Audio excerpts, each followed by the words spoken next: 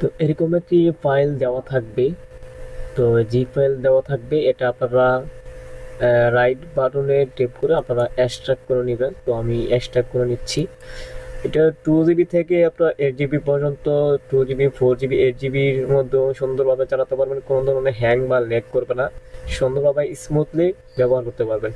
Extract করার পরে একটা ফাইল হবে, এরকম একটা ফাইল হবে। আমি এক্সট্রাক্ট করে নিয়েছি এরকম একটা ফাইল। এরকম একটা ফাইল হবে আমার এখানে দুটো দেখাচ্ছে, মনে হয় আরেকটি আগে ছিল। তো এরকম একটা ফাইল হবে। তো এটা আপনারা এখন ওপেন করবেন। ওপেন করার পরে এই এরকম ফটোশপ পোর্টেবল CS6 মাল্টি এক্সি, তো এটি আপনারা ইনস্টল করে নেবেন। তো এটা টাইপ করার পরে এখানে নেক্সটে ক্লিক করবেন। তো নেক্সটে ক্লিক করার পরে এখানে তার লোকেশনটা সিলেক্ট করে নেবেন। তো ব্রাউজ যে অপশনটা দেখতে পাচ্ছেন এখানে ট্যাপ করবেন। তো নিউ ভলিউম আমি এখানে ট্যাপ করব। এখানে ট্যাপ করার পর আমি নিউ ভলিউমের মধ্যে আমি করব, তার জন্য শুধু নিউ ভলিউমটা আমি সিলেক্ট করলাম। সিলেক্ট করার পরে এখানে ওকে দিলাম।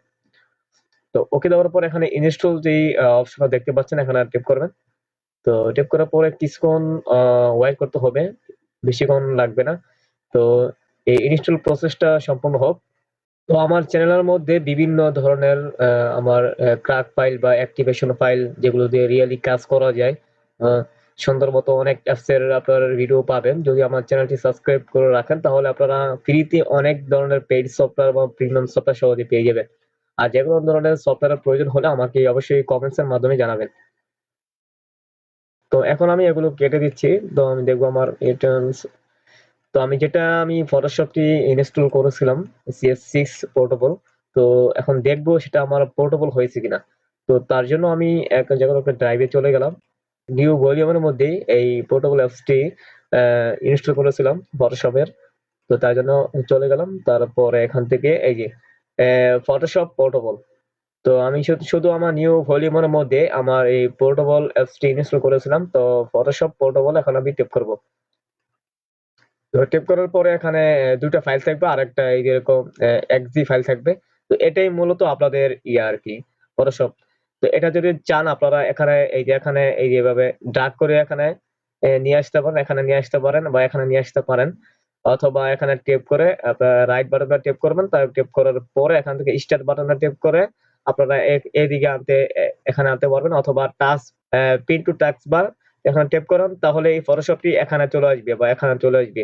তো আমি এটা ওপেন হয় কিনা বা ঠিকমতো কাজ করে কিনা সেটা আপনি এখন আপনাদেরকে দেখিয়ে দিচ্ছি। তো তার জন্য আমি টেপ করব। তো এই দেখুন আমার সফটওয়্যারটি ইনস্টল হওয়ার পরে এটা সুন্দরভাবে স্মুথলি ভাবে আমার ব্যবহার করতে পারছি। তো এভাবে আপনারা চাইলে সুন্দর মতো ব্যবহার করতে পারবেন, কোনো ধরনের ক্র্যাক না দেখা যায়।